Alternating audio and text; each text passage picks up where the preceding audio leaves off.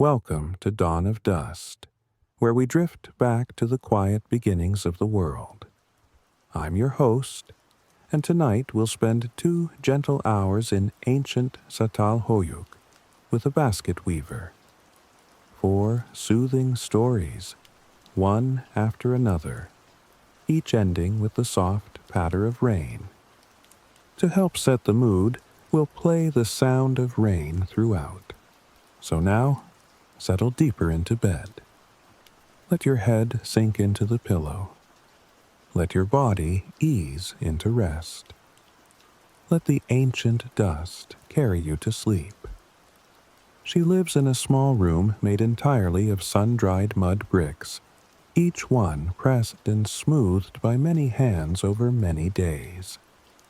The walls curve gently inward as they rise, meeting the flat roof above where neighbors walk and children play in the fading light. Her ceiling is made of sturdy wooden beams covered with layers of reed matting and packed earth that keeps the room cool during the hottest days. The entrance to her home is not a door in any wall, but a square opening in the ceiling, reached by a wooden ladder that leans against the interior wall. She climbs up and down this ladder many times each day, her hands knowing each worn rung, her feet finding their familiar places without thought. Against one wall, her sleeping mat rests on a low platform built from the same mud brick as everything else in this ancient place. The platform rises just slightly from the packed earth floor, keeping her away from the coolness that settles near the ground during the night. Her sleeping mat is woven from soft grasses and reeds, layered thick enough to provide comfort but simple in its making, as are most things in her world. A single woven blanket lies folded at the foot of the platform, waiting for the cooler hours when she will draw it over her shoulders and sink into rest. In the center of the room, a small hearth sits sunken into the floor, its edges blackened from countless small fires that have warmed this space. The hearth is round and shallow, lined with smooth stones that hold and radiate heat long after the flames have died down to glowing embers. Above the hearth, a small opening in the roof allows smoke to escape into the open air, though some always lingers, giving the room a constant smell of wood smoke mixed with earth and dried grasses. This smell is the smell of home, the smell of safety, the smell of belonging to this place and to these people. Along another wall, clay pots and bowls sit in a neat row on the floor, each one shaped by skilled hands and fired in the communal ovens. Some hold grain, some hold dried beans, some hold water drawn from the springs that flow beyond the settlement's edge, where green plants grow in abundance. One small bowl holds rendered fat mixed with herbs, used for treating dry skin and minor scrapes that come from working with rough materials day after day. The clay is smooth and cool to the touch, its surface polished from years of handling, each vessel bearing the subtle marks of its maker. Her basket-making materials rest against the wall nearest to the ladder, organized in bundles that lean together like old friends sharing secrets in the quiet. Long reeds in shades of golden brown and pale yellow stand tallest, their ends tied together with twisted grass cord to keep them from scattering across the floor. Shorter grasses for finer work lie in coiled bunches, sorted by thickness and flexibility, ready to be soaked and shaped into delicate patterns. Strips of bark from distant trees rest in a separate pile, their surfaces rough and fragrant, useful for creating sturdy bases that will hold the weight of grain or tools. Everything has its place. Everything waits patiently for her hands to bring it to life. The walls themselves tell stories through the layers of plaster that cover them, each layer applied over the previous one, smoothed and whitened with lime wash. Some patches show the ghostly outlines of painted designs from years past, geometric patterns and animal forms that previous inhabitants created to beautify their space and honor the spirits they believed watched over them. She sometimes traces these faded images with her fingertips, connecting herself to the women and men who lived in this very room before her, who breathed this same air and watched the same sunlight move across these walls. Near her sleeping platform, a small niche carved into the wall holds a few personal treasures that bring her comfort and joy. A smooth stone from the river, perfectly round and cool, that fits exactly in the palm of her hand when she needs something solid to hold. A tiny clay figurine of a woman, her body rounded and full, representing the abundance and fertility that all people hope to welcome into their lives. A string of beads made from polished shells, brought by traders from lands far beyond the horizon, where great waters stretch endlessly beneath the sky. The floor beneath her feet is packed earth, swept clean each morning with a brush made from stiff grasses tied to a wooden handle. The surface is hard and smooth from countless footsteps, from the pressure of many days and many tasks completed in this small space.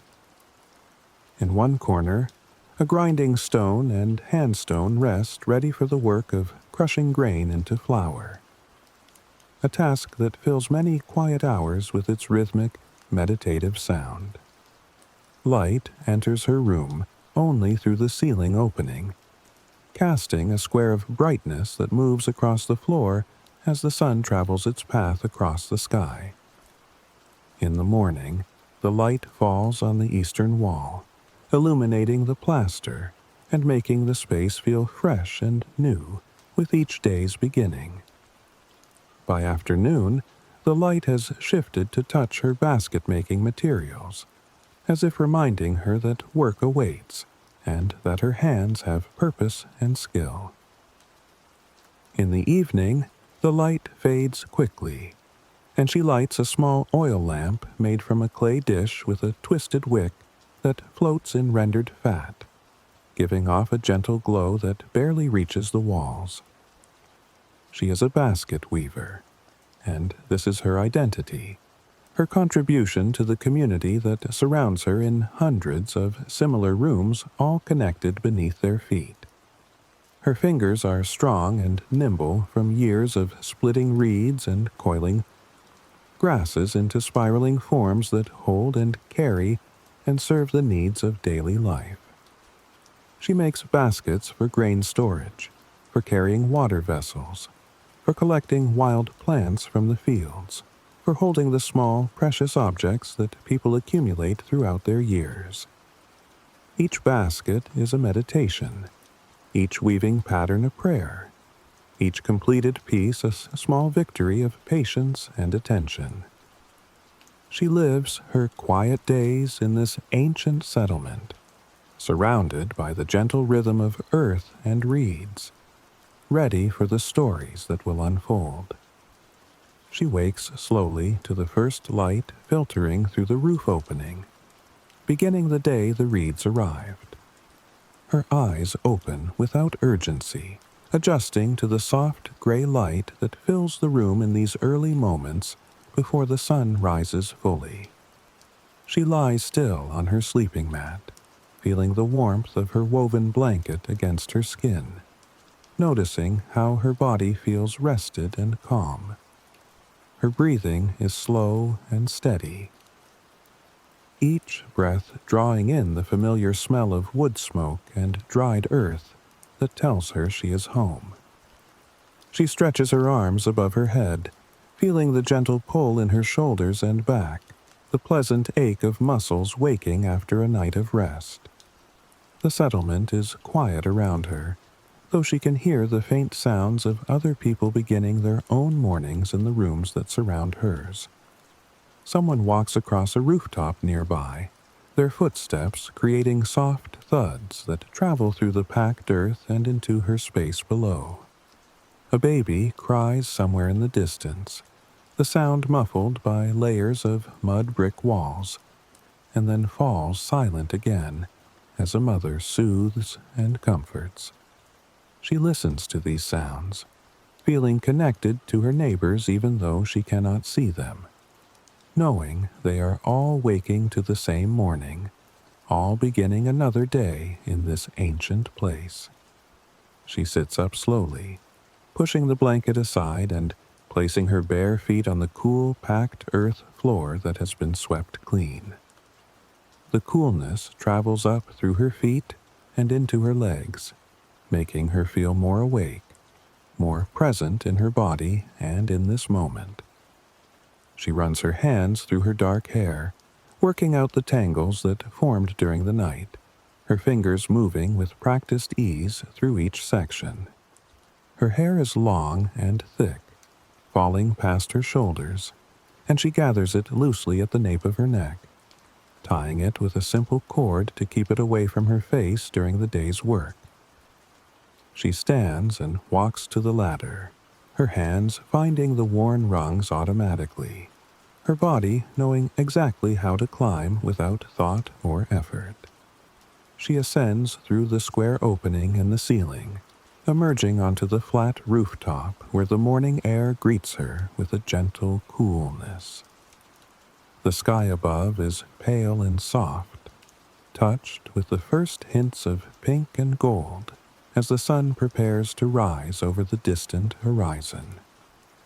She takes a deep breath, filling her lungs with fresh air, feeling grateful for another day, another opportunity to live and work and be part of this community. She climbs back down the ladder, descending into her room where the morning light is growing stronger, the square of brightness on her floor now clearly defined.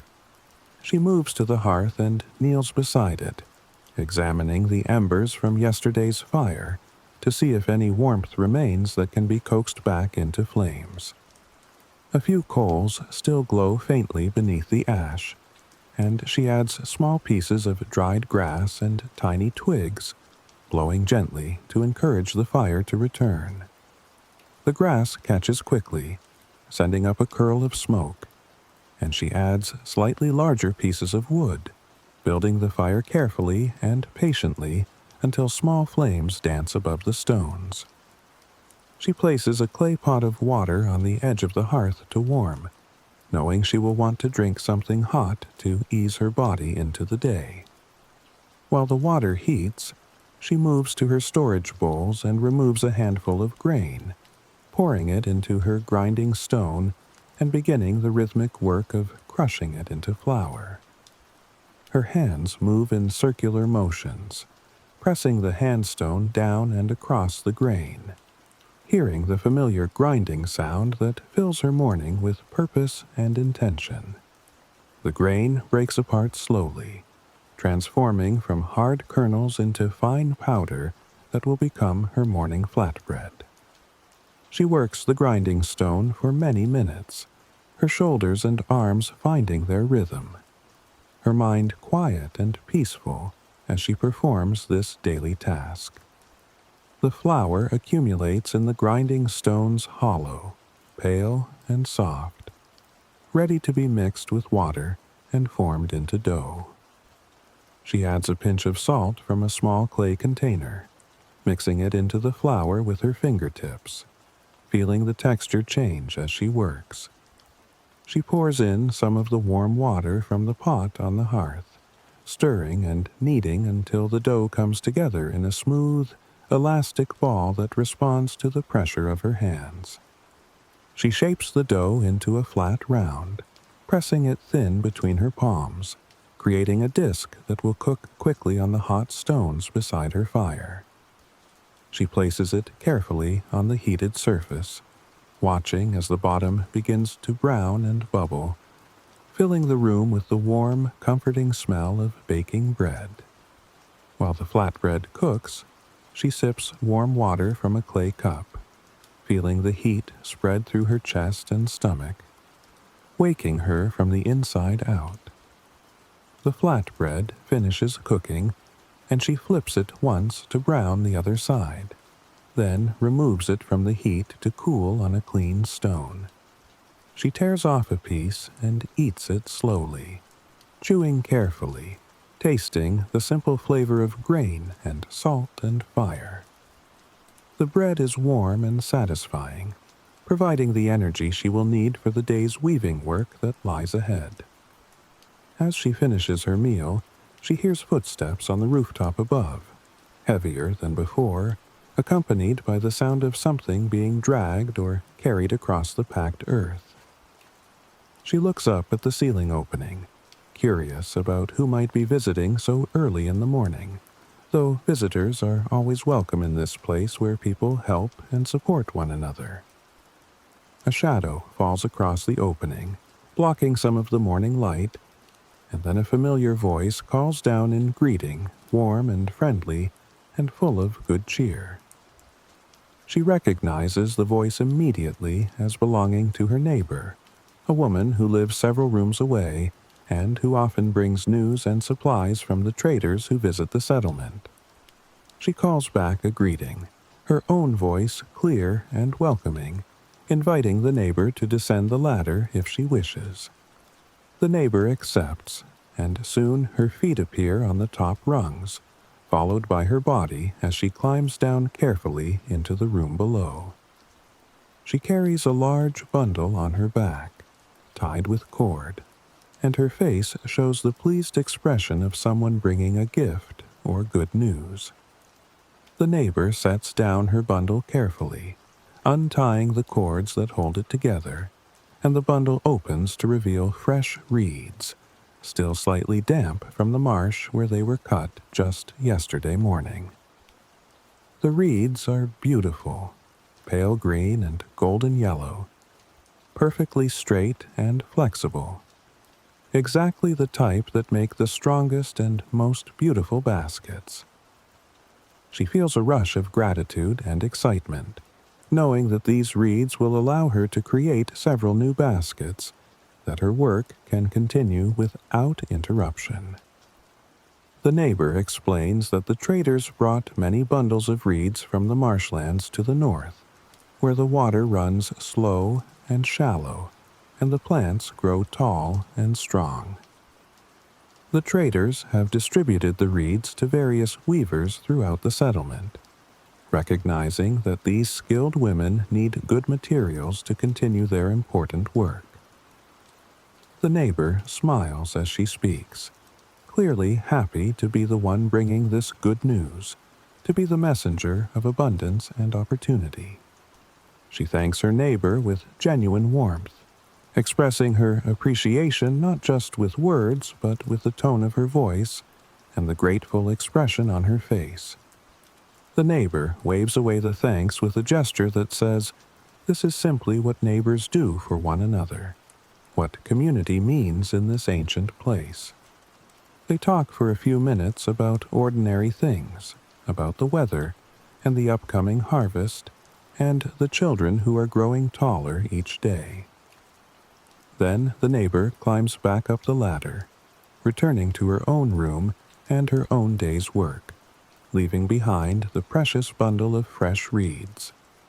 She kneels beside the bundle, running her hands over the smooth surfaces of the reeds, feeling their flexibility and strength, assessing their quality with the experienced touch of someone who has worked with these materials for many years. She selects one reed and bends it gently, noting how it curves without breaking, how it springs back to straightness when released. These are excellent reeds, perfect for the basket she has been planning to make, a large storage basket with strong walls and a secure rim. She carries the bundle to her workspace near the wall, adding these new reeds to her existing supply, organizing them by length and thickness so she can find exactly what she needs when she begins weaving. She separates out the reeds she will use today, setting aside the longest and straightest ones for the basket's structure, the medium ones for the walls, the shortest ones for the rim. Each reed is examined carefully, any rough spots noted, any irregularities considered as she plans how each piece will be used. She fills a shallow clay basin with water, placing the selected reeds into the water to soak and become even more flexible for weaving. The reeds float at first, then slowly sink as they absorb moisture, their surfaces darkening slightly as they become saturated. She leaves them to soak, knowing they will need time to become perfectly pliable, and she uses this waiting time to prepare her workspace and gather the other materials she will need. She sweeps the floor around her workspace, clearing away any dust or debris that might interfere with her weaving or damage the delicate reeds. She arranges her tools within easy reach, a small, sharp stone for cutting, a bone awl for making holes and separating fibers, a smooth wooden tool for pressing and shaping. Everything has its place. Everything is ready. Everything waits for her hands to begin the transformation from raw materials to finished object. After the reeds have soaked for what feels like the right amount of time, she removes them from the water, shaking off the excess moisture and laying them out on a clean woven mat to drain. She selects the longest reeds for the base, counting out the number she will need to create a sturdy foundation for the basket. She arranges them in a cross pattern on the floor, alternating the thick ends and thin ends to create balance and symmetry. She begins weaving the base, taking one reed and threading it over and under the radiating spokes, moving in a spiral pattern from the center outward. Her fingers work steadily and rhythmically, pulling each reed snug but not too tight, maintaining even tension throughout the base. The pattern emerges slowly, a circular disc growing larger with each round she completes. The reeds interlocking to create a strong, stable foundation. She focuses completely on the weaving, her mind quiet except for the attention required to maintain the pattern and tension. Her breathing slows and deepens, matching the rhythm of her hands, each breath accompanying several passes of reed over and under the spokes. Time seems to slow down, or perhaps cease to exist in any meaningful way, as she enters the meditative state that always accompanies her weaving work. The base takes shape over many minutes, growing to the size she has planned, a circle as wide as her two hands placed side by side. She checks the base carefully, running her fingers over the surface to ensure it is flat and even, that no warping or unevenness has crept into the structure. Satisfied with her work so far, she begins the process of turning up the spokes to create the walls of the basket. She bends each spoke upward gently but firmly, creating a right angle where the base transitions to the walls. The soaked reeds bend easily without breaking, maintaining their position as she shapes them into the vertical form. She ties the spokes together loosely at the top with a piece of cord to hold them in place while she begins weaving the walls, a temporary support that she will remove once the structure becomes self-supporting. She selects new reeds for the wall, choosing medium-length pieces that will wrap around the vertical spokes multiple times before running out. She begins weaving again, threading the reed over and under each spoke, moving around and around the basket in a continuous spiral. Her hands find their rhythm again, the same meditative motion as before, but now working vertically instead of horizontally, building walls that rise slowly from the base. The basket grows taller with each round she completes, the walls taking on the slightly tapered shape she has envisioned, wider at the base and narrowing slightly toward the top. She pauses occasionally to press the reeds down firmly against each other, eliminating any gaps or looseness in the weave, ensuring the basket will be strong enough to hold weight without sagging or distorting. Her fingers develop a slight ache from the constant motion, but it is a pleasant ache, the feeling of work well done, of skill being exercised and refined. She continues weaving for what feels like a long time, though she has no way to measure time except by the changing light that moves across her floor as the sun travels its path across the sky. The square of brightness shifts from the eastern wall to the center of the room, growing smaller and more intense as the sun climbs higher. She notices the change in light but does not stop her work, her hands continuing their patient, steady rhythm. The walls reach the height she has planned, and she begins the final step of creating the rim, the finishing edge that will give the basket strength and beauty. She folds down the vertical spokes one by one, weaving each one back into the wall just below the top edge, creating a secure border that will not unravel or loosen with use. This is delicate work, requiring careful attention to keep the spacing even and the tension consistent. But her experienced hands know exactly what to do. She works her way around the rim, tucking and weaving each spoke, her fingers moving with confidence and precision. The rim begins to take shape, a smooth, rounded edge that completes the basket and gives it a finished, polished appearance. She tucks the final spoke into place and sits back to examine her work, her eyes scanning the entire basket from base to rim, checking for any flaws or weaknesses that need to be addressed. The basket is beautiful, she realizes with quiet satisfaction, well proportioned and tightly woven, strong enough to hold grain or dried beans or whatever its future owner might need to store. She runs her hands over the surface one more time, feeling the smoothness of the reeds, the evenness of the weave, the solid construction that comes from years of practice and patience. This basket will serve someone well, she thinks, will be a useful and reliable object in their daily life. She sets the finished basket aside to dry completely, knowing it will need several hours in the air before it becomes fully rigid and ready to use. She feels the pleasant tiredness that comes after sustained, focused work, a gentle fatigue in her hands and arms and shoulders that tells her she has accomplished something meaningful. She stands and stretches, feeling her spine lengthen and her muscles release, hearing the small pops and cracks of joints adjusting after sitting still for so long. The afternoon has arrived, she realizes, noticing how the light has changed in her room, how the air has become warmer and more still. Her stomach reminds her that she has not eaten since the morning flatbread, and she returns to her hearth to prepare something simple to sustain her through the rest of the day.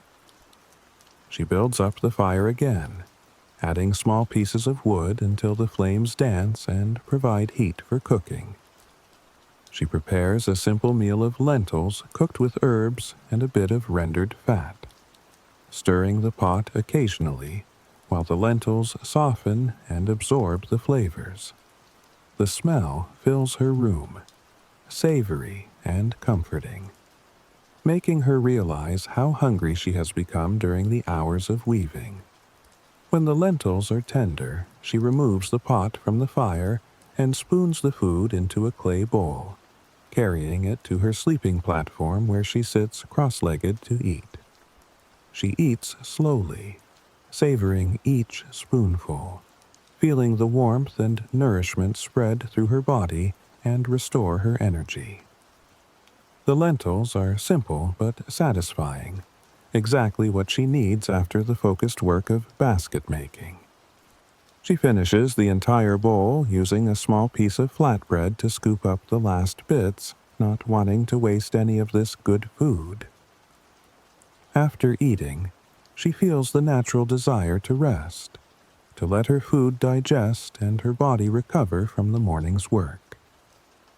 She lies back on her sleeping platform, not intending to sleep, but simply to rest her eyes and her mind for a little while. The room is warm and quiet, filled with the peaceful feeling of a day well spent, and she allows herself to drift in that space between waking and sleeping, her thoughts becoming soft and dreamlike. She rests for a time that might be minutes or might be longer. She cannot tell and does not care, simply enjoying the permission to be still and empty of purpose. Eventually, she opens her eyes again, feeling refreshed and ready to complete the remaining tasks of her day. She rises and tends to her hearth, banking the fire so it will stay alive but not burn too much fuel, keeping just enough warmth for the evening ahead. She climbs the ladder to the rooftop, emerging into the late afternoon sun that paints everything in shades of gold and amber.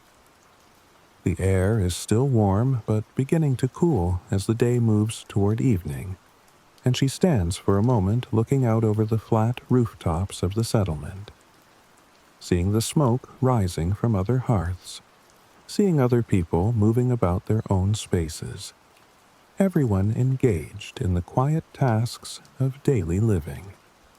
The sky is beginning its transformation from day to evening, the blue deepening and the clouds catching the slanting light in shades of pink and orange. She watches the sunset develop slowly, seeing the colors intensify and then fade as the sun sinks lower toward the horizon. This is her favorite time of day, this gentle transition from light to darkness, this moment of pause between the work of day and the rest of night. She remains on the rooftop until the sun has fully set and the first stars begin to appear in the darkening sky, tiny points of light that seem to pulse and shimmer in the deepening blue. The air grows cooler now, and she feels the slight chill on her arms and face, the signal that night is truly arriving. She climbs back down the ladder, returning to the warmth and safety of her room below. Inside, she lights her small oil lamp, the flame flickering to life and casting its gentle glow across the familiar walls and objects. She prepares her sleeping mat, arranging the woven blanket so it will be ready when she lies down, making everything comfortable and welcoming for the night's rest.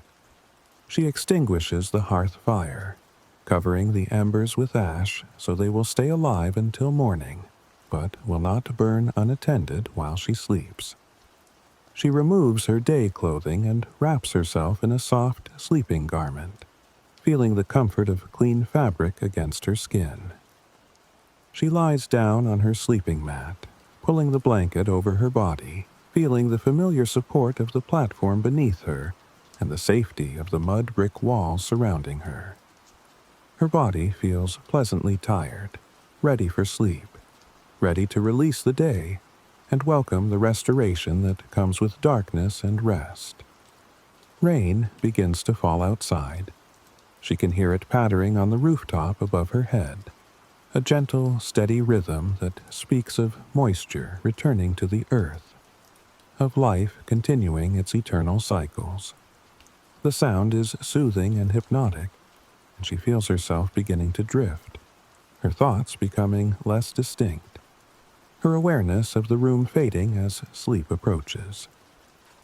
She thinks briefly of the basket she finished today, of the good reads her neighbor brought, of the simple blessings that filled this day with purpose and meaning. Rain falls. She drifts into sleep, her breathing slow and deep, her body completely relaxed. her mind quiet and peaceful. Tomorrow brings another gentle day. She wakes to the sound of water dripping in the darkness. Beginning the day, the roof leaked. Her eyes open slowly, adjusting to the complete darkness that fills her room in these hours before dawn, when even the stars provide little light. She lies still on her sleeping mat, listening to the unfamiliar sound of water falling in steady drops somewhere near the far wall. The sound is rhythmic and insistent, each drop hitting the packed earth floor with a soft pat that tells her rain has found its way through the layers of reed matting and earth that cover her ceiling beams. She remains under her blanket for a few moments longer, considering whether to rise now or wait until morning light makes it easier to assess the situation. But she knows that water dripping into her room can damage her stored grain and her basket-making materials, and so she pushes aside the warmth and comfort of her sleeping place and sits up in the darkness. The air in the room feels cool and damp, carrying the smell of wet earth and rain that has been falling steadily for hours. She stands carefully, her bare feet touching the cool floor, and moves slowly toward the sound of dripping water, her hands extended in front of her to avoid bumping into anything in the darkness. Her feet find the familiar paths between her belongings, her body remembering the layout of the room even without sight to guide her. She reaches the area where the water is falling and kneels down, placing her hand on the floor to feel the small puddle that has formed. The puddle is not large, perhaps the size of both her hands placed together, but the water continues to drip steadily from above, adding to the moisture on the floor. She moves her hand upward, feeling along the wall until she finds the spot on the ceiling where the water is entering, a small area where the plaster has become soft and is allowing rain to seep through the layers of roofing material. She knows she cannot repair the leak in complete darkness, so she makes her way carefully to where her oil lamp sits waiting beside her sleeping mat. She finds the lamp by touch, her fingers recognizing its familiar shape, and she moves to the hearth where embers from yesterday's fire might still hold a spark. She kneels beside the hearth and stirs the ashes gently, relieved to find a few coals still glowing faintly in the darkness beneath the gray ash. She adds a small handful of dried grass to the coals, blowing gently until the grass catches fire and provides enough flame to light her lamp wick. The small flame springs to life, casting its warm glow across the room and pushing back the darkness, making everything visible again. She carries the lamp to the area beneath the leak, examining the ceiling more carefully now that she can see the problem clearly. The leak is small but persistent, the water finding its way through a weak spot where the plaster has deteriorated, and the reed matting beneath has become thin from age and weather. She can see the dark stain spreading across the ceiling around the leak, indicating that more water is being absorbed into the roofing materials than is currently dripping through. This needs to be repaired soon, she thinks, before the damage spreads and the repair becomes more difficult and time-consuming. She sets the lamp down in a safe place where it will provide light but not be in the way of her movements, and she begins gathering what she will need to repair the leak. She needs fresh clay from the supply she keeps in a covered container near the wall, dried grass to mix with the clay for strength, and water to make the mixture the right consistency for patching. She opens the clay container and scoops out several handfuls of the gray-brown clay, placing it in a shallow wooden bowl that she uses for mixing repairs and plaster. The clay is cool and smooth in her hands, dense and heavy, holding the potential to become hard and waterproof once it dries. She adds a handful of dried grass to the bowl, the grass that has been saved specifically for this purpose, cut into short lengths that will reinforce the clay and prevent it from cracking as it dries. She pours a small amount of water into the bowl and begins working the mixture with her hands, kneading and folding and pressing until the clay, grass, and water combine into a smooth, workable paste. Her hands become covered with the wet clay, and she enjoys the feeling of the cool mud between her fingers. The simple pleasure of working with these basic materials that have been used by her people for generations. The mixture reaches the right consistency, thick enough to stay in place when applied to the ceiling, but soft enough to spread and fill the gaps where the leak has developed. She scoops some of the mud mixture onto her fingers and reaches up to the ceiling, pressing the mud firmly into and around the leak, pushing it into the cracks and weak spots, building up a patch that will seal the opening and prevent more water from entering. She works carefully and methodically, adding more mud to her fingers and applying it to the ceiling, spreading it outward from the leak to ensure good adhesion to the existing plaster. Her arm grows tired from holding it extended above her head, but she continues until the entire damaged area is covered with a thick layer of the clay mixture. She smooths the surface with her palm, pressing firmly to eliminate any air pockets that might allow water to penetrate, creating a repair that will last through many more rainstorms. Satisfied with the patch, she lowers her arm and steps back to examine her work in the lamplight.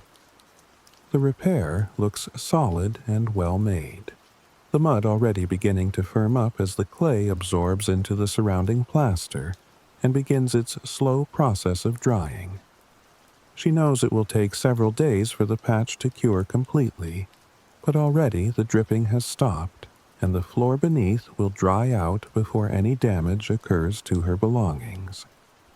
She washes her hands in a bowl of water, rubbing away the clay until her skin is clean again, though her fingernails still hold traces of the gray mud beneath them. She dries her hands on a piece of cloth and returns to her sleeping mat. But she knows that sleep will not return easily now that she is fully awake and the lamp is burning. She looks toward the ceiling opening and sees that the square of night sky visible through it is beginning to lighten slightly, the first hints of dawn approaching even though the sun has not yet risen. She decides there is no point in trying to sleep again, that she might as well begin her day even though it is earlier than usual. She builds up her hearth fire, adding wood to the coals until flames rise and provide warmth and light that supplements her oil lamp. The room begins to feel more comfortable as the fire grows, the chill of the rainy night being pushed back by the heat radiating from the hearth stones. She prepares her morning meal, grinding grain and mixing flatbread, going through the familiar motions that ground her in the routine of daily life. While her flatbread cooks, she looks around her room and notices the basket she finished yesterday, still sitting where she left it to dry completely. She picks it up and examines it again, pleased to see that the reeds have dried perfectly, the basket maintaining its shape and becoming rigid and strong. This basket is ready to be delivered to whoever has requested it, or to be stored with her other finished work until it is needed. She eats her flatbread slowly, chewing each bite thoroughly, feeling the warmth and substance of the food bringing energy to her body. The rain continues to fall outside. She can hear it pattering on the rooftops throughout the settlement, a steady sound that speaks of the wet season bringing water to the earth and to the crops that grow in the fields beyond the settlement's edges. After eating, she feels ready to begin another day of weaving, to start a new basket that will occupy her hands and mind through the hours ahead. She moves to her workspace and examines her supply of reeds, selecting the materials she will need for a smaller basket this time. A basket designed for carrying rather than storage, with a handle that will make it easy to transport from one place to another. She sorts through the reeds, choosing ones that are long and flexible for the base and walls, and especially strong ones for the handle that will need to support weight when the basket is filled and carried. She places her selected reeds into the shallow basin of water to soak, watching as they slowly sink beneath the surface and begin absorbing moisture that will make them pliable for weaving. While the reeds soak, she tidies her workspace, sweeping away any small pieces of reed or grass that accumulated during yesterday's work, making sure her floor is clean and her tools are arranged properly. She checks the patch on her ceiling again, reaching up to touch it gently, finding that it has already firmed up considerably and feels solid and secure. The repair will hold, she thinks with satisfaction, and her room will stay dry even as the rain continues. She removes the soaked reeds from the water and lays them out to drain on her woven mat, shaking off the excess moisture and arranging them by length and thickness so she can find what she needs as she works. She selects the base reeds and begins arranging them in a cross pattern, but this time she creates a smaller cross than yesterday, appropriate for a basket that will be carried rather than used for storage.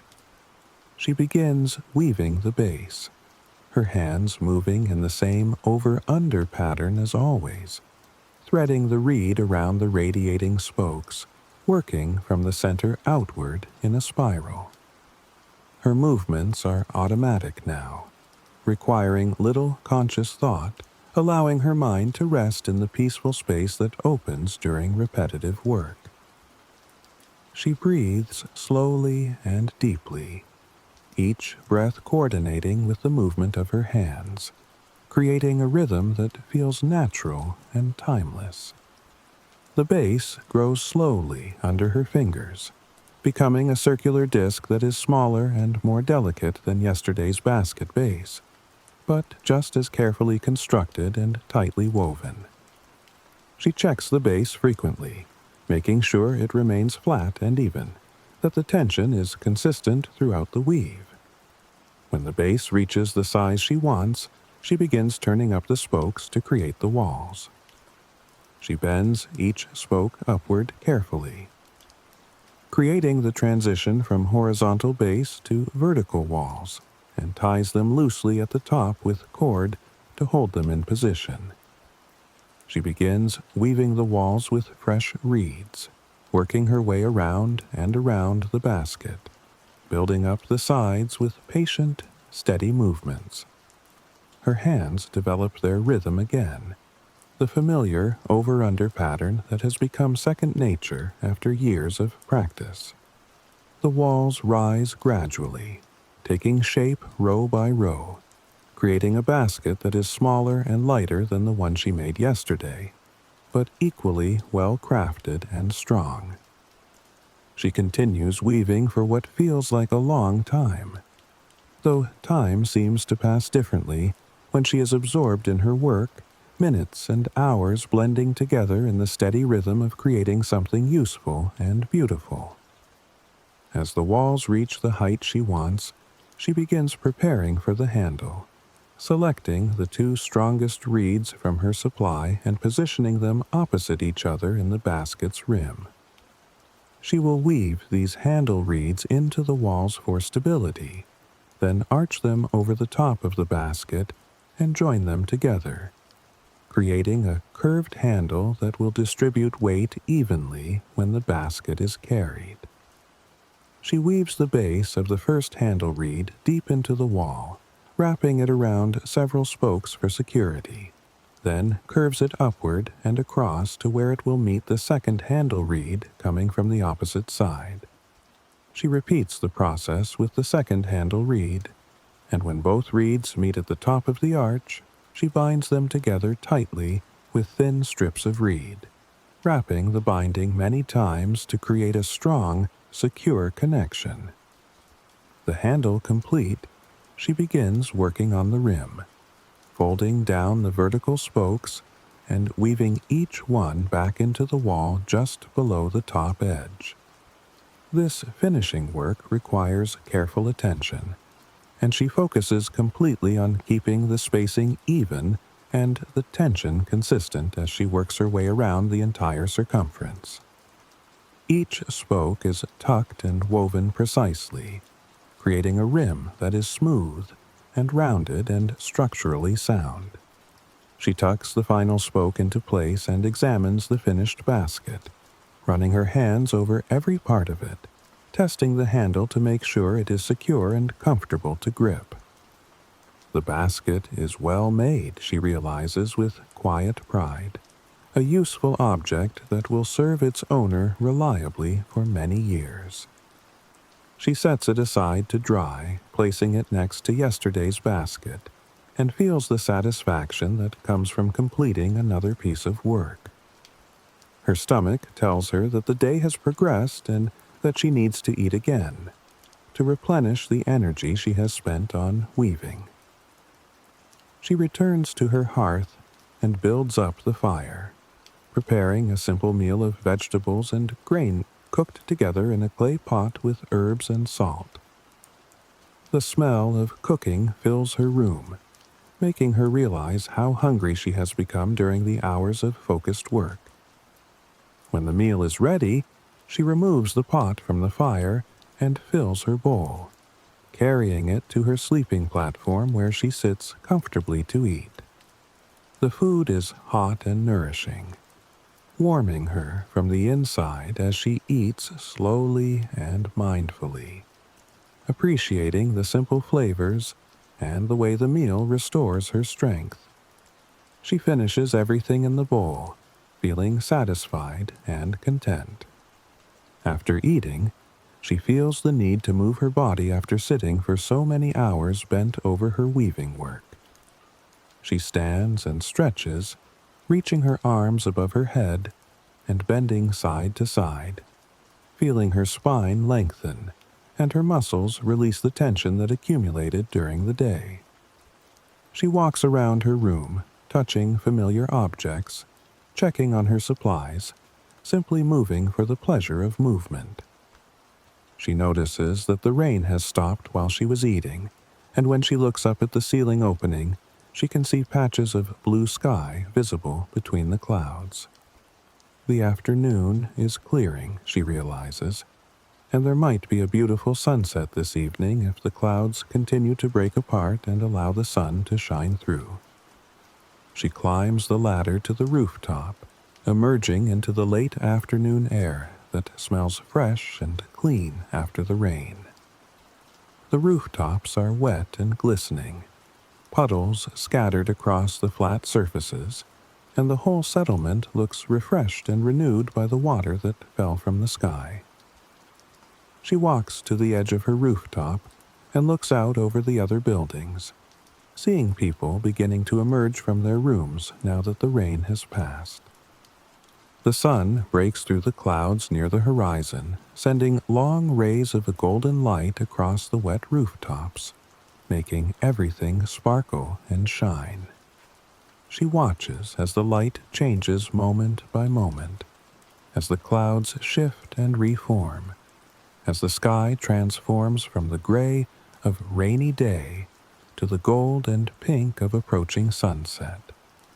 This is her reward for the day's work, she thinks, this beautiful display of light and color that costs nothing but brings such joy.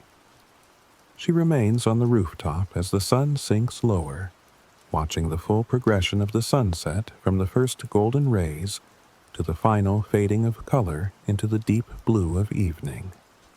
The air grows cooler as darkness approaches, and she feels the chill on her damp skin, reminding her that it is time to return to the warmth of her room below. She climbs down the ladder, descending into her space where the hearth still radiates gentle warmth from the afternoon's cooking fire. She lights her oil lamp as the natural light fades, and the small flame creates a cozy atmosphere that makes the room feel safe and welcoming. She tends to the fire, banking it for the night, covering the coals with ash so they will stay alive until morning. She prepares for sleep, changing into her sleeping garment and arranging her blanket on the sleeping platform.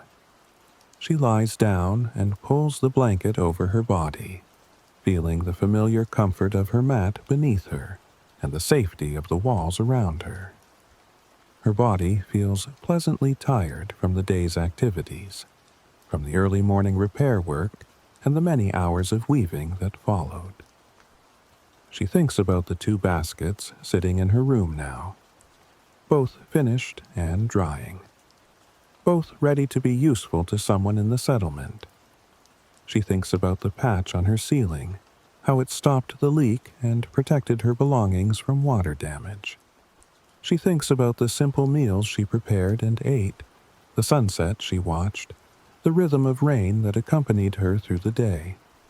Rain begins to fall again outside. She can hear it starting as a gentle patter that gradually increases to a steady rhythm on the rooftop above.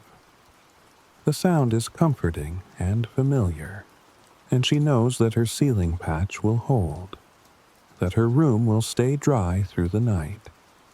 She listens to the rain and feels herself beginning to drift toward sleep, her breathing slowing and deepening, her thoughts becoming less distinct and more dreamlike. Rain falls. She drifts into sleep, her body completely relaxed, her mind quiet and peaceful, her dreams as gentle as the rain falling on the ancient settlement. Tomorrow brings another gentle day. She wakes to the soft light of dawn. Beginning the day the basket was gifted. Her eyes open naturally as the first pale light filters through the ceiling opening, bringing with it the sense of a new day beginning. She lies still for a moment, feeling the warmth of her blanket against her skin, noticing how rested and peaceful her body feels after the long night's sleep. Her breathing is slow and easy, each breath drawing in the familiar smells of her room that tell her she is safe and home. She sits up slowly, pushing the blanket aside and placing her feet on the cool, packed earth floor that grounds her in this moment. Her hands move through her hair, working out the tangles that formed during the night, her fingers moving patiently through each section until her hair falls smooth and free. She gathers it at the nape of her neck and ties it loosely with cord, keeping it away from her face for the day's work ahead. She stands and walks to the ladder, her body moving automatically through the morning routine that requires no conscious thought after years of repetition. She climbs up through the ceiling opening, emerging onto the rooftop where the morning air greets her with its fresh coolness. The sky above is clear and bright, washed clean by yesterday's rain, and she takes a deep breath, filling her lungs and feeling grateful for another day of life.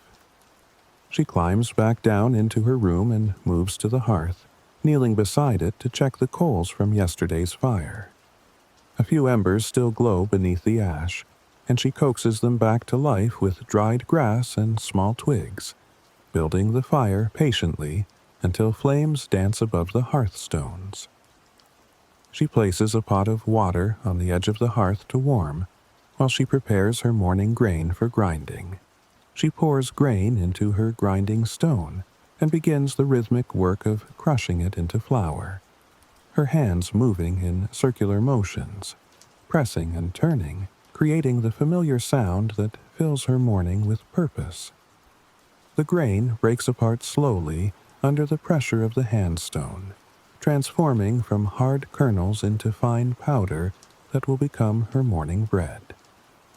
She works steadily, her mind quiet, her body finding its rhythm in this simple daily task.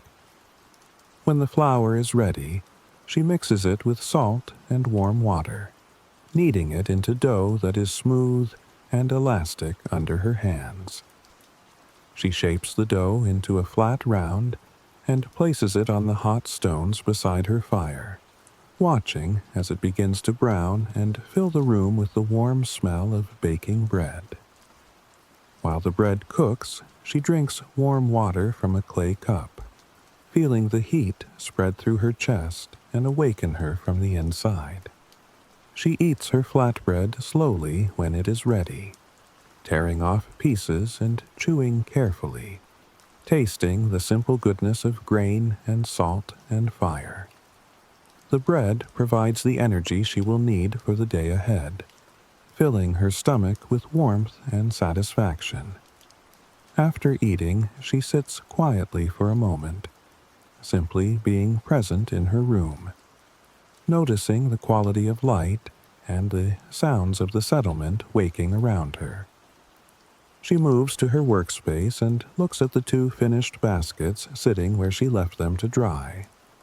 The storage basket from 2 days ago and the carrying basket with its handle from yesterday. Both baskets are completely dry now, the reeds rigid and strong, ready to be used by whoever needs them. She picks up the carrying basket and examines it closely, running her hands over the smooth surface, testing the handle to ensure it is secure and comfortable. An idea forms in her mind as she holds the basket, a thought that grows and becomes clearer the more she considers it. She thinks of her neighbor, the woman who lives several rooms away, the one who brought her the fresh reeds just 2 days ago. This neighbor has been kind and generous, always willing to help and share, and she deserves something in return, some gesture of gratitude and friendship. She decides she will gift this basket to her neighbor, will walk across the rooftops today and present it as a thank you for the reeds and for all the small kindnesses that have accumulated over time. The decision fills her with a pleasant anticipation, the good feeling that comes from planning to give something to someone who will appreciate and use it well. But first, she wants to make the basket even more special, wants to add something that will show the care and thought she has put into this gift. She looks through her supplies and finds some strips of dyed reed, colored a deep reddish-brown from plant dyes that traders brought from distant places. She decides to weave a decorative band around the rim of the basket, a small embellishment that will make it more beautiful without compromising its usefulness. She soaks the dyed reed strips in water until they become flexible, then begins weaving them into the basket's rim, creating a pattern that alternates between the natural pale color and the rich brown. Her fingers work carefully, maintaining even tension, making sure the decorative band is secure and will not come loose with use. The pattern emerges slowly, adding visual interest and elegance to the simple carrying basket. When the decorative band is complete, she examines the basket again and feels satisfied that it is now worthy of being a gift, something that shows both skill and thoughtfulness. She sets it aside to let the newly added dyed reeds dry and integrate fully with the existing structure, and she turns her attention to starting another basket, knowing her hands and mind both need the occupation of weaving work. She selects reeds for a medium-sized basket, something between a storage basket and a carrying basket, versatile and useful for many purposes. She places the reeds in water to soak and begins preparing her workspace, sweeping the floor and arranging her tools within easy reach. While the reeds soak, she sits quietly, her hands resting in her lap, her mind drifting in the peaceful space between tasks. After the reeds have soaked sufficiently, She begins the familiar process of creating a base, arranging spokes in a cross pattern and weaving around them in a spiral that grows outward from the center. Her hands move with practiced ease, requiring little conscious attention, allowing her thoughts to wander while her fingers do their work. She thinks about her neighbor, about the expression on her face when she receives the basket, about the small ways people show care for one another in this ancient community. The base takes shape under her fingers, growing steadily as she works her way around and around the radiating spokes. She maintains even tension throughout, checking frequently to ensure the base remains flat and symmetrical, that no warping or irregularity has crept into the structure. When the base reaches the size she wants, she begins turning up the spokes to create walls, bending each one carefully and securing them temporarily with cord. She weaves the walls steadily, building them up row by row, her hands finding their rhythm, her breathing coordinating with the movement of threading reeds over and under the vertical spokes. The basket grows taller gradually, taking on the shape she has envisioned, and she feels the familiar satisfaction that comes from watching something useful emerge from her patient effort. The morning progresses as she works, the square of light from the ceiling opening moving across her floor as the sun climbs higher in the sky. She continues weaving until the walls reach the height she wants, then begins the finishing work on the rim, folding down spokes and weaving them back into the wall to create a secure, attractive edge. Her fingers move precisely, maintaining even spacing and consistent tension as she works her way around the entire circumference.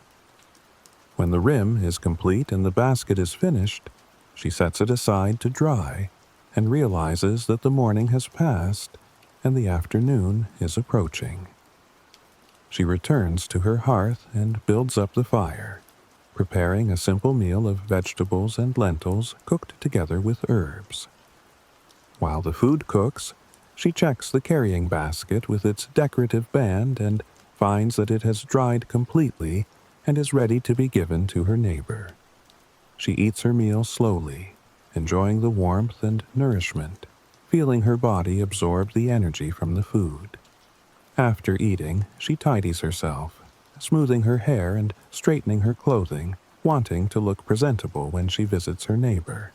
She picks up the basket carefully, cradling it in her arms, and climbs the ladder to the rooftop.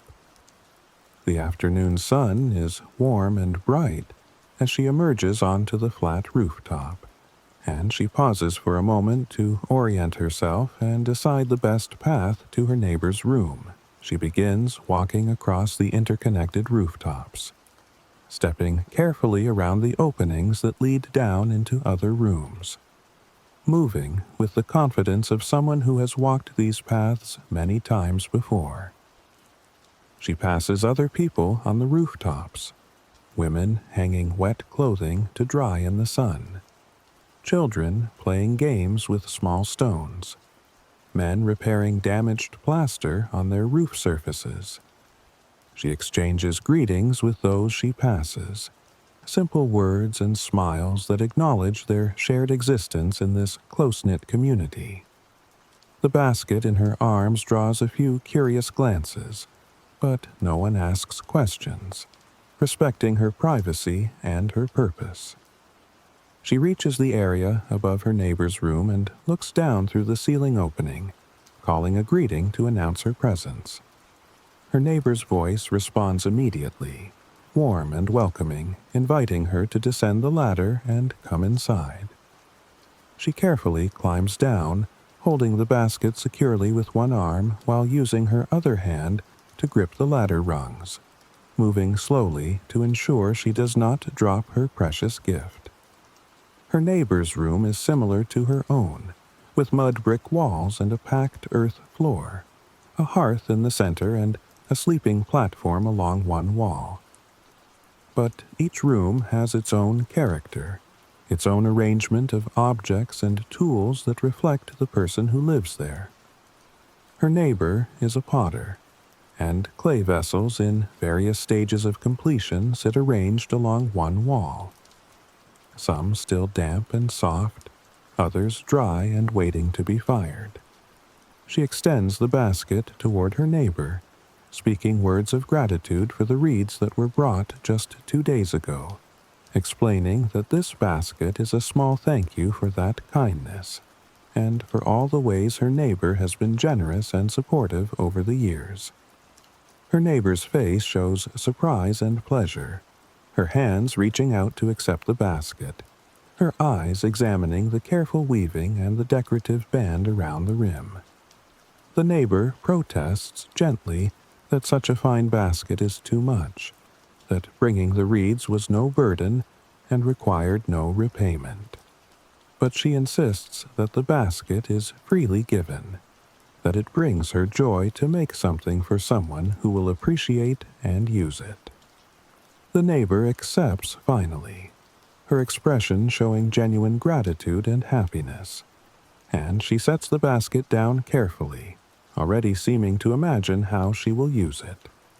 The neighbor offers her tea, a special blend of dried herbs that she has been saving for visitors, and she accepts gladly, knowing that sharing food and drink is an important part of maintaining friendships in this community.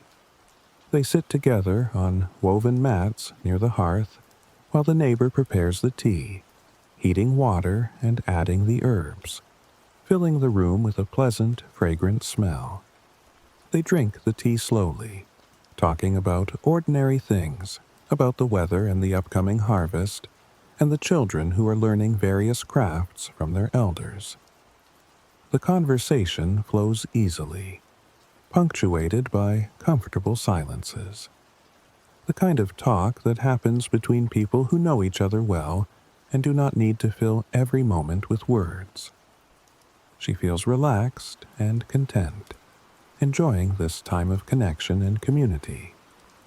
The neighbor brings out some dried figs and offers them, and they eat the sweet fruit slowly, savoring the flavor and the simple pleasure of sharing food. The figs are chewy and concentrated in their sweetness, a special treat that the neighbor has been keeping for an occasion like this. She feels honored to be offered such a delicacy, and she makes sure to express her appreciation. They talk for what feels like a long time, though time seems to move differently when engaged in pleasant conversation with a friend. Eventually, she feels that she should return to her own room, that she has taken enough of her neighbor's afternoon, and she stands to take her leave. Her neighbor thanks her again for the basket, holding it up to admire once more, and walks with her to the ladder to see her off. She climbs back up to the rooftop, emerging into the late afternoon sun that has moved lower in the sky while she was visiting. She waves goodbye to her neighbor and begins the walk back across the rooftops to her own room, feeling satisfied and happy about the visit, about the gift given and received with grace and gratitude. When she reaches her own room and descends the ladder, she feels the familiar comfort of returning to her own space, to the walls and objects that know her and hold the imprint of her daily life.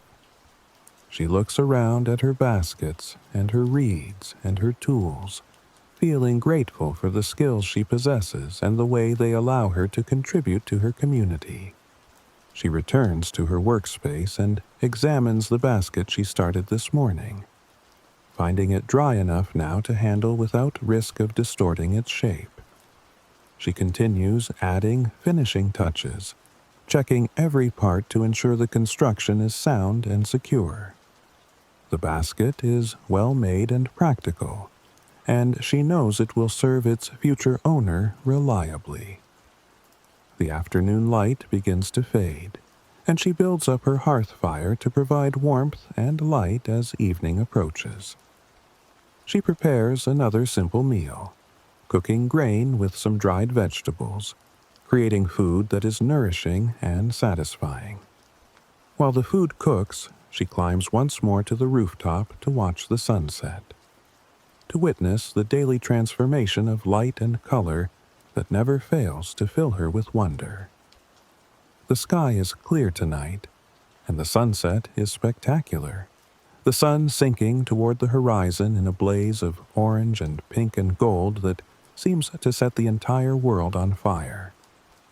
She watches until the sun disappears completely and the colors fade into the deep blue of evening, until the first stars appear like tiny lamps being lit in the darkening sky. She returns to her room and eats her evening meal, sitting comfortably on her sleeping platform, feeling tired in a good way from the day's activities. After eating, she tidies her space, putting away tools and sweeping her workspace, preparing everything for tomorrow's work. She changes into her sleeping garment and lies down on her mat, pulling the blanket over her body. She thinks about the day that has passed, about the basket she gifted and the visit with her neighbor, about the tea and figs they shared, about the simple joy of human connection and generosity. She feels peaceful and content, ready for sleep, ready to release the day and welcome the rest that comes with darkness.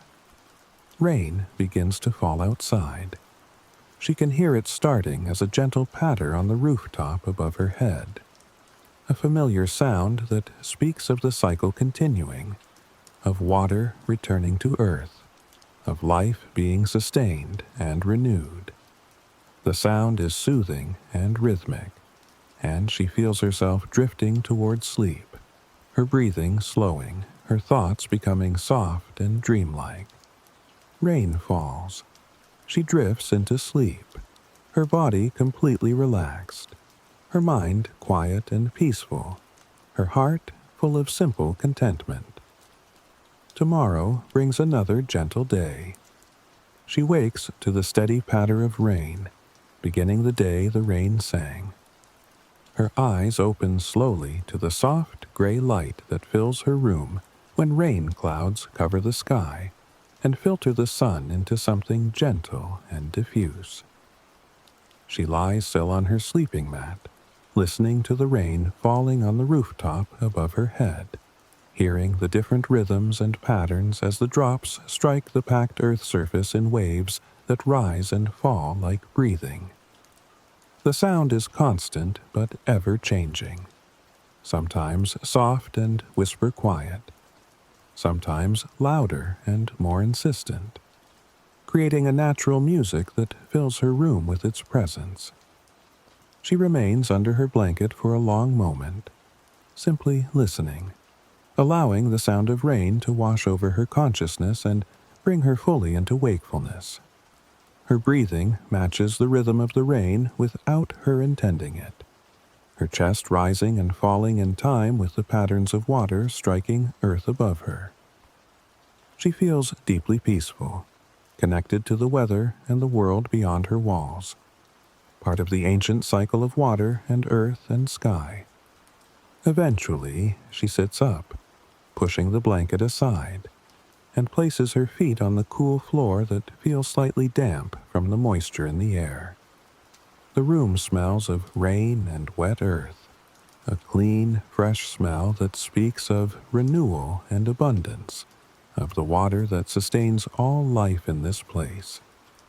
She runs her hands through her hair, working out the tangles, and gathers it loosely at her neck, tying it with cord to keep it away from her face.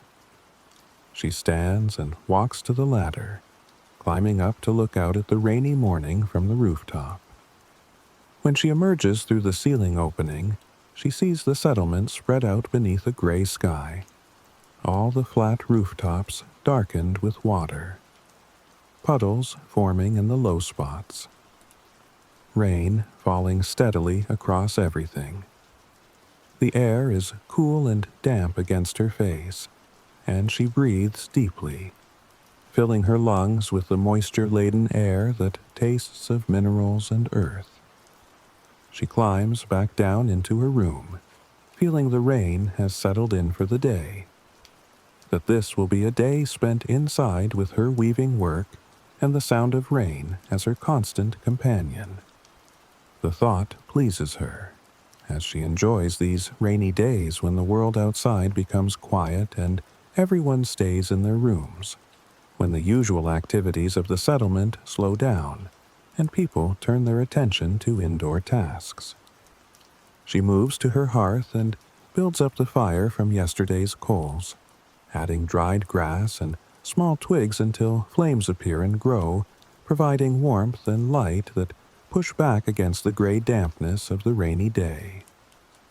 She places her water pot on the edge of the hearth to warm while she prepares grain for grinding, going through her morning routine with the practiced ease of long familiarity. She grinds the grain slowly, enjoying the rhythmic sound of stone against stone, hearing how it blends with the sound of rain falling above, creating a layered music of different textures and tones. Her hands move in circles, pressing and turning, and she notices how the rhythm of grinding seems to match the rhythm of rain, how her body naturally synchronizes with the patterns of sound that fill her space. She mixes the flour with water and salt, kneading the dough with steady pressure, feeling it become smooth and elastic under her hands. She shapes it into a flat round and places it on the hot stones beside her fire, watching as it begins to cook and fill the room with the warm smell of baking bread that mingles with the smell of rain and wood smoke.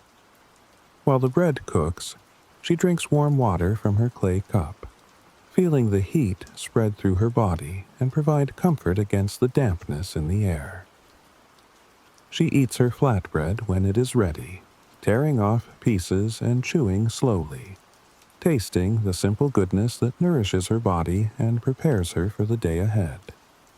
After eating, she sits quietly for a time, listening to the rain and feeling no urgency to begin her work immediately, allowing herself to simply be present in this moment of quiet peace. The rain continues its steady patter, sometimes louder, sometimes softer, creating patterns that seem almost like language, like the rain is trying to communicate something through its rhythms and variations.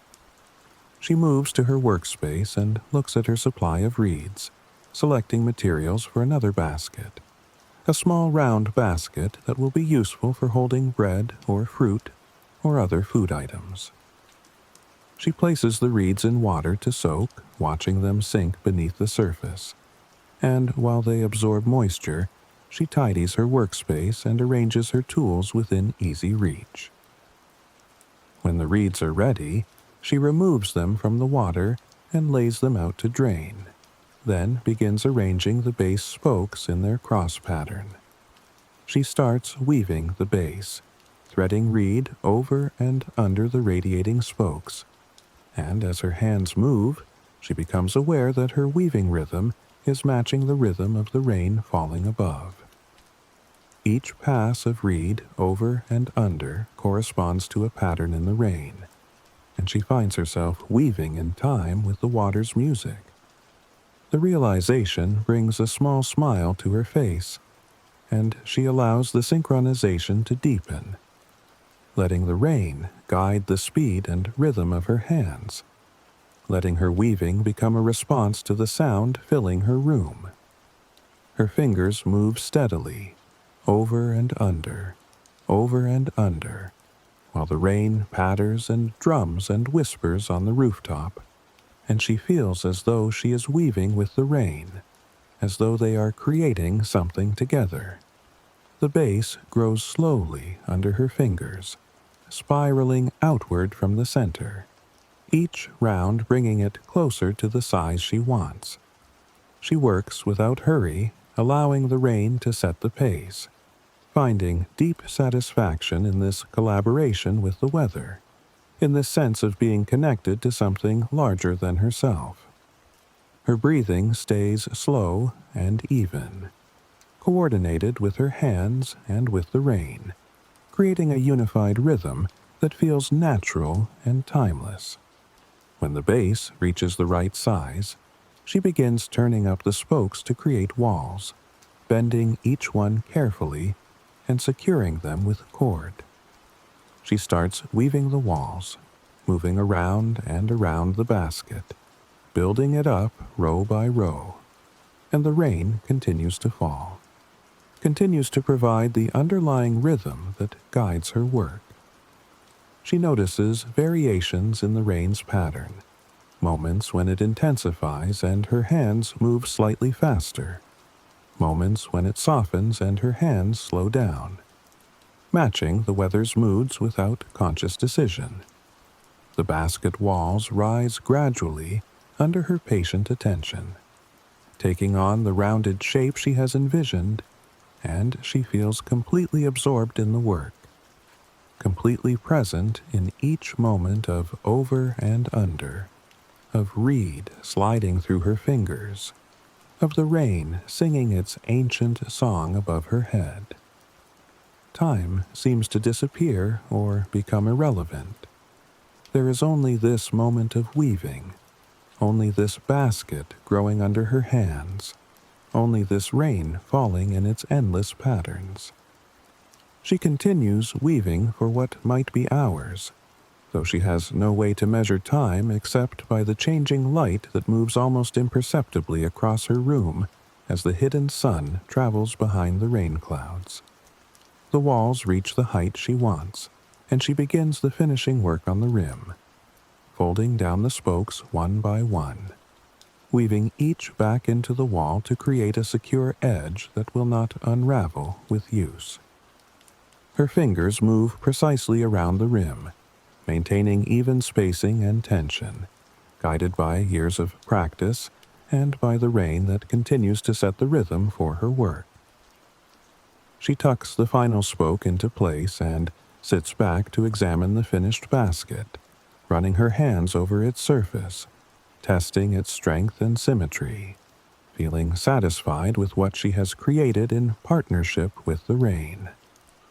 The basket is beautiful in its simplicity, she thinks, well-proportioned and tightly woven, a useful object that will serve someone's daily needs for many years.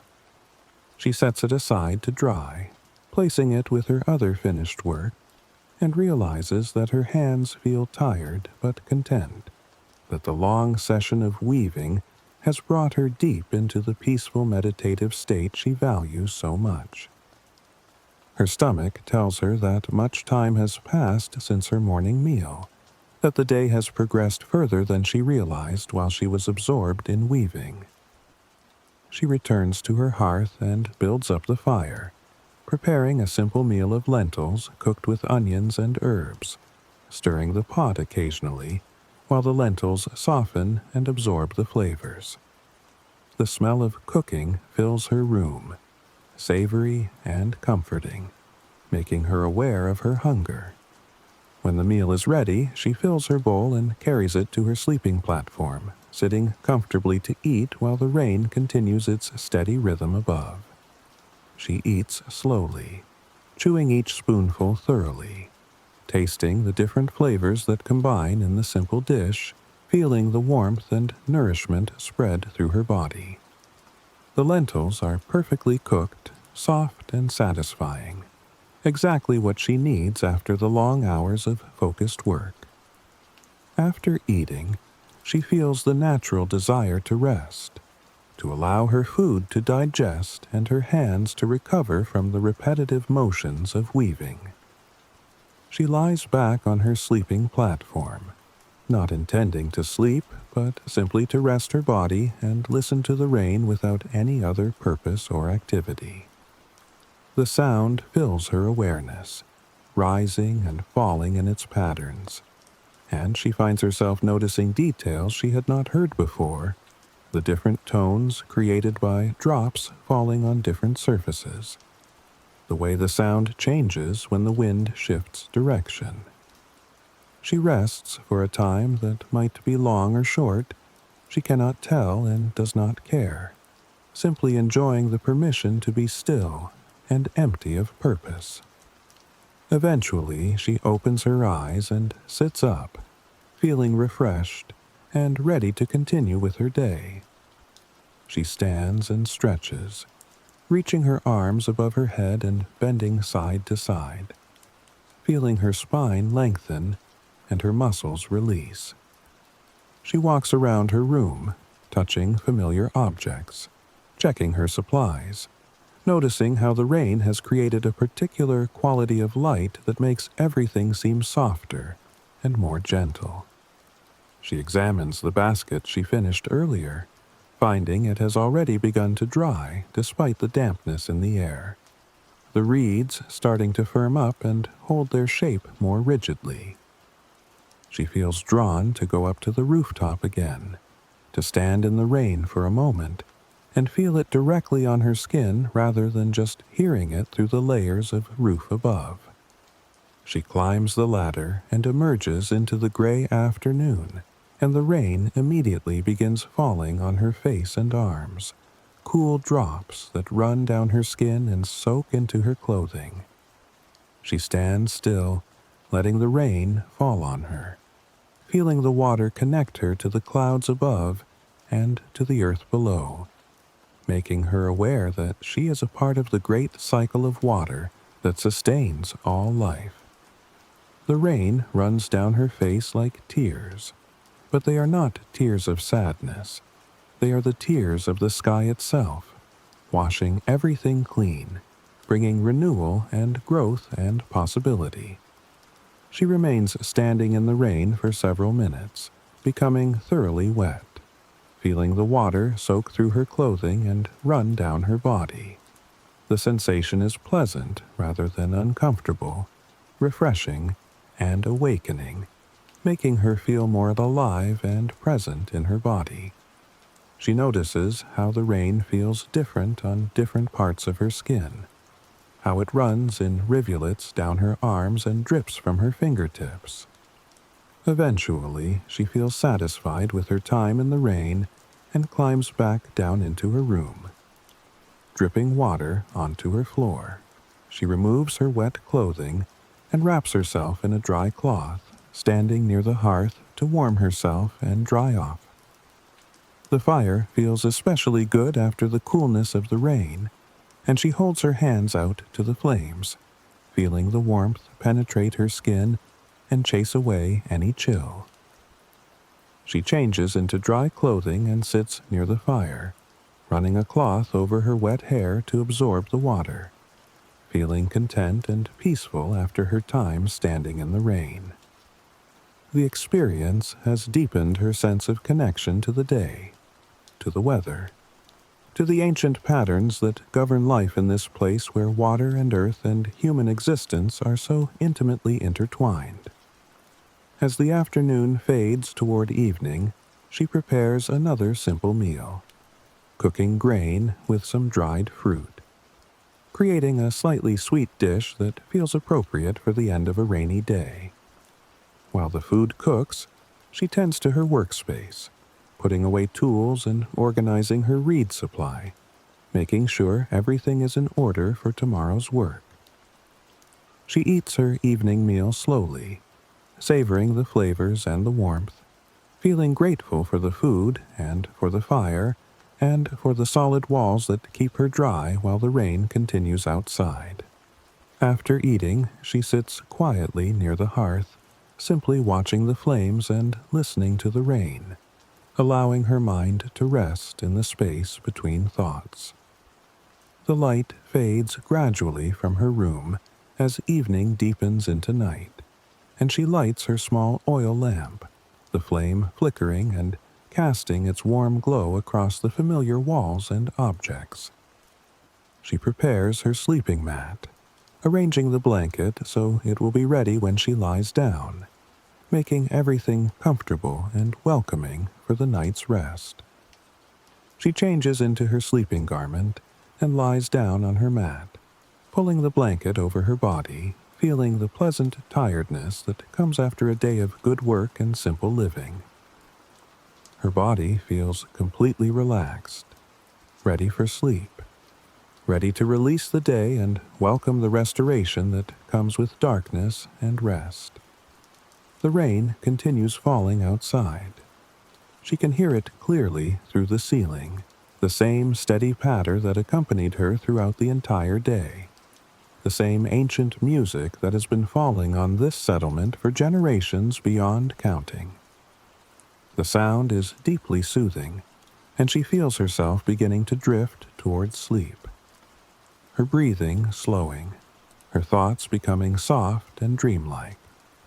She thinks briefly about the basket she wove in rhythm with the rain, about the hours spent in meditative focus, about the moments standing on the rooftop with water falling on her face and arms. She feels grateful for this day, for the rain that sang its song throughout her waking hours, for the simple peace that comes from living in harmony with the rhythms of earth and water and sky. Rain falls. She drifts into sleep, her body completely relaxed, her mind quiet and peaceful, her dreams as gentle as the rain that continues to fall through the night. Tomorrow brings another gentle day,